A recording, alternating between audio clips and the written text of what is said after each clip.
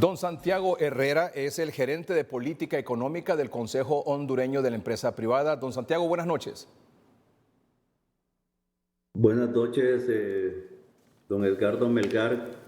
Gracias por esta invitación y por el honor que me da al hacerme partícipe de este tan gustado programa. Buenas noches al público que lo escucha y lo ve en este programa. Don Santiago, ¿cómo ve 2023 desde el punto de vista económico?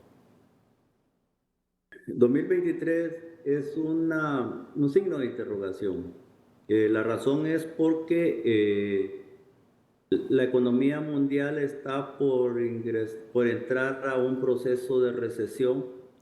Los principales socios comerciales de Honduras, Estados Unidos, va a crecer probablemente al 1% como máximo, Europa al 1.6%, América Latina al 1.7%, y esas son malas noticias. Son malas noticias para nuestras exportaciones porque es posible que esa recesión reduzca, digamos, los contratos de compras para nuestros productos, y por el otro lado también puede significar, y ojalá que no, pero puede significar desempleo para nuestros hondureñitos allá en el exterior, y eso implique una reducción de las remesas, que sigue siendo uno de nuestros principales ingresos en balanza de pago, que fortalecen las reservas monetarias y que ayudan a nuestras familias a sostener un nivel de vida, digamos, decente. Don Santiago, escucho mucho hablar de la necesidad de una reactivación económica por aquí, reactivación económica por allá. ¿Qué es la reactivación económica en términos sencillos y prácticos? Bueno, quisiera pensar que se reactiva cuando hay inversión. Inversión genera producción y genera empleo. Y el empleo genera ingresos para la familia y genera consumo para la economía, que la necesita para crecer. Y entonces, cuando el presidente del COEP y su junta directiva en la semana anterior sacaron un documento llamando la atención al gobierno y a los diferentes actores sociales, fue llamando la atención de esto, porque ante el entorno de incertidumbre que nos puede generar una recesión, necesitamos reactivar. Y para reactivar necesitamos inversión, y para tener inversión necesitamos, en primer lugar, un buen clima de negocio. Un clima de negocio que genere confianza. Y por el otro lado, pues que el presupuesto de la República ojalá destinara mucho más recursos a la inversión para complementar la inversión privada. Y de esa manera generar un ritmo de crecimiento que nos haga sufrir menos la recesión mundial. Tengo una gráfica aquí que comparto con usted, don Santiago, y comparto con nuestros amables televidentes también, que tiene que ver con el asunto del empleo. Es una gráfica que es parte del estudio que ha hecho recientemente y ha actualizado el Consejo Hondureño de la Empresa Privada. En el 2022 el sector privado pierde más de 58,000 empleos. ¿Usted lo puede explicar mejor, don Santiago, por favor? Sí, lo que muestra la gráfica, y son datos del Instituto Nacional de Estadística, ¿verdad? No son datos nuestros. Nosotros lo que estamos mostrando ahí es que el sector privado perdió 58,000 puestos de trabajo y el gobierno perdió 23,000 puestos de trabajo. Esos empleos del gobierno probablemente van a ser recuperados en la medida en que vayan consolidándose las instituciones, puesto que eso ha sido un proceso lento. Sin embargo, en el sector privado tenemos algunos fenómenos o hechos concretos que nos pueden llegar a estas conclusiones. Por ejemplo, todos sabemos que este gobierno de la República, entre las primeras medidas que llevó al Congreso, fue la derogación de la ley de empleo por hora. Y eso representaba más de 41,000 puestos de trabajo. No quiero decir que todos se perdieron, pero sí quiero decir que es un factor que pudo haber incidido muchísimo. Por el otro lado, pues nosotros sabemos que en este momento la industria maquiladora ha perdido o está por perder 12,000 puestos de trabajo producto de empresas que están cerrando operaciones, y esto se puede acentuar en la medida en que aumente la recesión. Por el otro lado, nosotros hicimos una propuesta de una ley de empleo parcial, el gobierno no la tomó en consideración ni el Congreso, y luego un partido de oposición hizo una propuesta para modificar el Código de Trabajo en 2 o 3 artículos que hubieran permitido recuperar esos empleos perdidos, pero tampoco lo hicieron. Entonces, eso significa pues que perdemos empleos, y eso es lo peor que nos puede pasar. Lo peor que nos puede pasar, porque Honduras tiene en promedio un empleo y medio por familia con salario mínimo. Más del 70% de la gente recibe menos que un salario mínimo. más del 70% está en la informalidad. Si quisiéramos tener una mejor calidad de vida para la familia, necesitamos que al menos 2 empleos con salario mínimo tenga la familia para poder compensar los costos altísimos que ha generado una inflación que casi llegó a los 2 dígitos en 9.8 como la acaba de estimar o la fijó el Banco Central a final del año. Veamos la tasa de desocupación.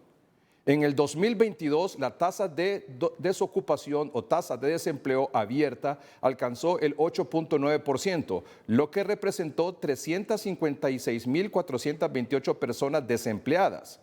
En el año anterior, 2021, esa tasa alcanzó el 8.6%. En número de personas, esto representa un aumento de 7.570. Eso en apariencia, porque fíjese que el INE modificó su metodología de cálculo y estimación y bajó la cantidad de personas en edad de trabajo o modificó la forma en que lo estimaba. Aún así, y aunque la economía haya crecido, si usted se fija, hay un incremento de la tasa de 8.6 a 8.9. Nosotros en 2020 tuvimos 10.9. Que fue el año de la crisis, pero aún para el sector privado y el sector empleador, siempre que estamos en tasas de desempleo arriba del 8%, nosotros consideramos que esa es una crisis. Personas, perdón.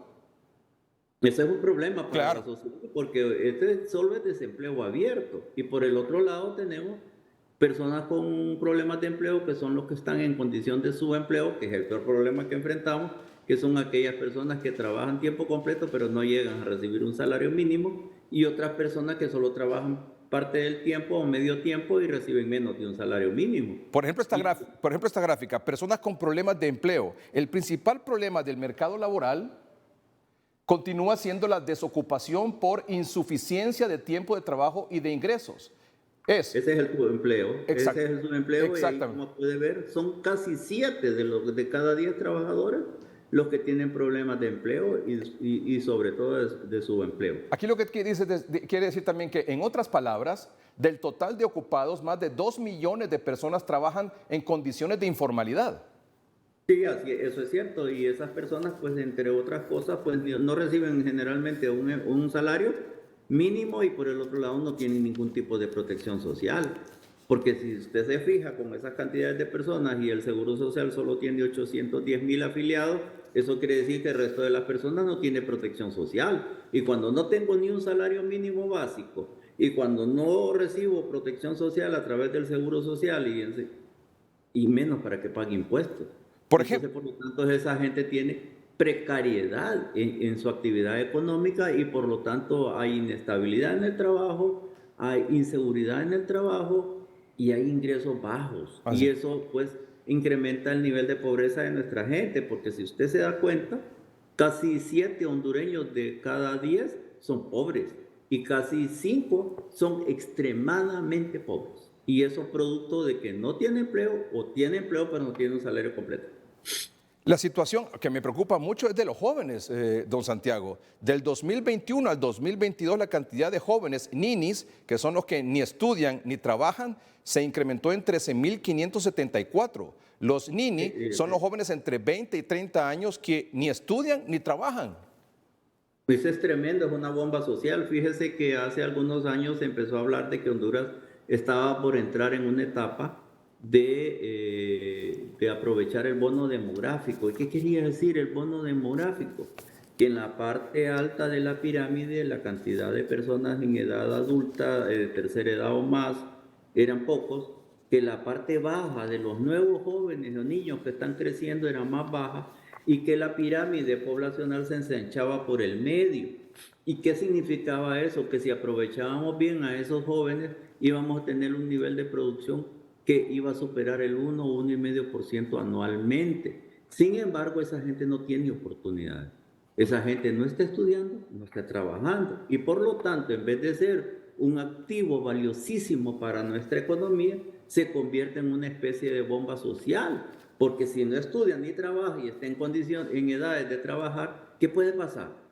Que se adhieran a las caravanas estas que ponen en riesgo sus vidas para buscar las oportunidades, por ejemplo, en los Estados Unidos, mediante procesos migratorios, o se insertan en bandas organizadas de crimen que aumentan la extorsión o que aumentan la delincuencia en la calle. Y Muchos de ese es estos, el problema. Tenemos que generar oportunidades para que esos jóvenes se vuelvan productivos. muchos de estos jóvenes, por ejemplo, muchos de estos jóvenes tendrían alguna oportunidad si estuviese habilitado el empleo por hora.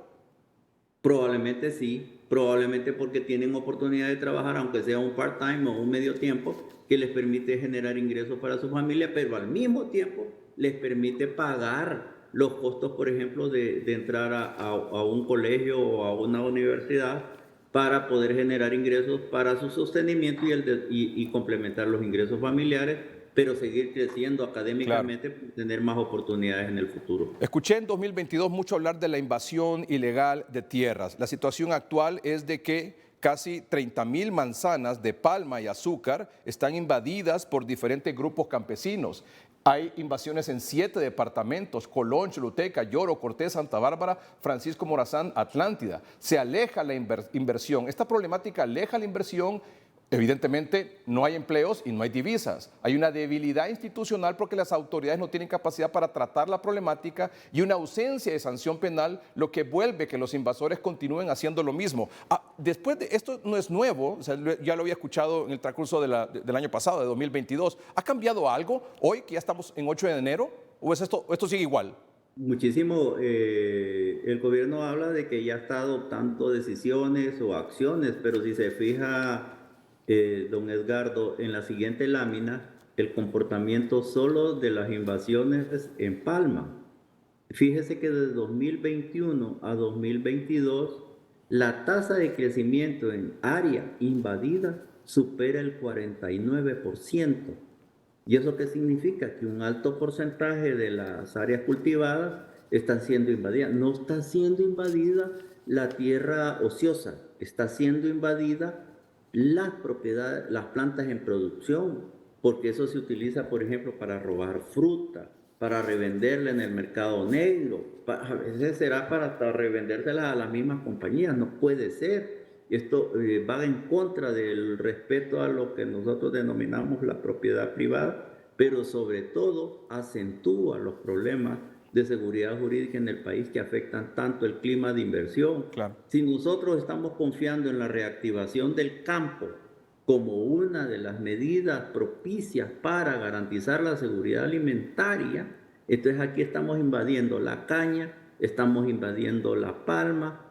El año pasado también vivimos el tema de la ocra. Imagínense este caso de la ocra, de una señora, doña Argentina Maldonado, allá en el sur. Una señora que estaba exportando 65 millones de lempiras al año en ocra, en una empresa familiar. Le fueron a invadir y perdió un ciclo de producción y perdió más de 600 puestos de trabajo y le está costando mucho recuperarse y quedó muy complicada financieramente para pagar sus obligaciones con los bancos. Esto es lo que le pasa y no es que afecta a un grupito pequeño de invasores, no, afecta a un montón de gente que depende de esta actividad económica. Claro. Y que la inseguridad no hace que estas personas puedan sostener el empleo. Ya el otro día se dio un caso donde trabajadores de una planta aceitera o de una plantación aceitera se tomaron, creo que aquí por Leán, protestando contra los invasores porque les están quitando sus oportunidades. En el tema de los ninis, esta cantidad enorme de jóvenes que ni estudian ni trabajan, le agregamos otro problema, el de los retornados. O sea, la gente que quiso llegar a Estados Unidos de manera ilegal, buscando el sueño americano, pero que ahora no los devuelven de Estados Unidos, sino que su gran mayoría lo regresan de México. Y en ese sentido, en enero a noviembre de 2022 hubo 83.967 personas retornadas. ¿Qué va a pasar con esa gente, don Santiago? Buena pregunta, porque muchos de ellos probablemente pagaron a un coyote para que lo llevaran al destino esperado, ¿verdad? Al país de los sueños, a los Estados Unidos. Sin embargo, fueron captados en su mayor parte de México y ya no llegaron a Estados Unidos y los devolvieron, pero el resto que sí llegó a Estados Unidos fueron devueltos. Yo no conozco ningún plan claro de reinserción de trabajo para estos hondureños que tomaron la decisión de irse y poner en riesgo sus vidas y las vidas de sus hijos y de su familia. Y por lo tanto se convierte en una especie de carga social. ¿Cómo hacer para que esta gente tenga oportunidades en Honduras? Y hay varios fenómenos que afectan el tema migratorio. Por un lado es la falta de oportunidades y hay otros que aún teniendo oportunidades de trabajo y que trabajan con ingresos relativamente normales, toman la decisión de irse por razones a veces familiares, pero en su mayoría por razones de seguridad. Sí. Porque no pueden tener a su gente. Conozco a una persona que trabajaba aquí para mi familia, que sus hijas la despachó porque andaban ya noviecitos atrás de ella, mareros en la zona donde vivían, y decidió mejor protegerlas y las despachó. Y porque si no se insertan también ellas a la mara, y eso es preocupante para los jóvenes porque no les genera oportunidades. La última de hoy, la inversión extranjera versus el ingreso que se tiene por remesas. La barra azul corresponde al ingreso por remesas en el país y la barra amarilla corresponde a la inversión extranjera. Mire cómo andamos ahí, don Santiago. Lo que quiere decir ese gráfico, hasta donde lo veo, es que el crecimiento de las remesas ha sido exponencial. Hemos venido creciendo, incluso en el 2020, a tasas superiores al 20%. Este año las remesas están creciendo al 18 y algo, casi al 19%. Y eso significa pues que este es el mayor producto de exportación del país, porque la suma de las remesas que supera los 8.000 millones de dólares es prácticamente superior a las exportaciones que tenemos por industria maquiladora y por la parte de productos de exportación agrícola. Uno quisiera decir que esta es una gran noticia, pero yo no puedo decir eso. Fíjese bien que si la barrita amarilla de inversión fuera la azul, eso significaría que el país tiene grandes oportunidades para esos jóvenes que se fueron. Y en vez de que estén mandando remesas, estarían trabajando en Honduras y produciendo en Honduras. Sin embargo, eso no es la realidad. La realidad es que de cada dólar de inversión extranjera que estamos recibiendo en este momento, nosotros recibimos 10 dólares por remesa. Entonces, ¿cuál es el incentivo para el país? Tenemos que tener, si queremos crecer a tasas superiores al 4% de manera sostenida, y si no somos capaces de reducir la desigualdad en al menos un 1% cada año, no vamos a alcanzar los objetivos 2030, los objetivos del milenio o del desarrollo sostenible, porque no estamos creando las suficientes oportunidades en el país. Se necesita la inversión privada nacional, que representa más del 90% de la inversión. Se necesita la inversión extranjera directa, y para eso hay que generar una imagen de país como destino de inversión y un clima propicio para los negocios. Y en tercer lugar, se necesita más inversión pública. El presupuesto general de ingresos y egresos de la Nación 2023, que está en el Congreso empantanado porque todavía no hay consenso, el 86% de ese presupuesto es gasto corriente. Apenas el 16% es inversión pública. Y de ese 16%, la mitad es gasto social, no es inversión en bienes de capital. Y fíjese que en el 2022, a pesar de haber incrementado en 51.000 millones, creo que fue el incremento que hizo este gobierno al presupuesto que les habían dejado, apenas el 40%, según vi un dato, de inversión fue ejecutado. Quiere decir que el 60% no fue ejecutado. Y a la vista está, la infraestructura de carreteras, por ejemplo, está grandemente deteriorada porque tuvimos un largo invierno dilatado de mucha lluvia y que deterioró muchísimo las carreteras. Y eso es falta de inversión. Y esa inversión no es que no tenían los recursos presupuestarios, sí los tenían, pero no lograron ejecutarlo. Y ese es un problema por dos vías. Primero, porque necesitamos inversión. Segundo, porque necesitamos la infraestructura, sobre todo en este momento que vienen las cosechas de café en la montaña, que hay que arreglar los caminos vecinales de segunda o tercera red. Y por último, y mucho más importante, cuando hay inversión en infraestructura y cuando hay inversión en el agro, se generan rápidamente empleos. Y eso es a nivel nacional. Y por lo tanto el efecto de bola de nieve que genera ese tipo de inversión es la que genera empleo y el empleo genera ingresos y el ingreso genera bienestar en la familia.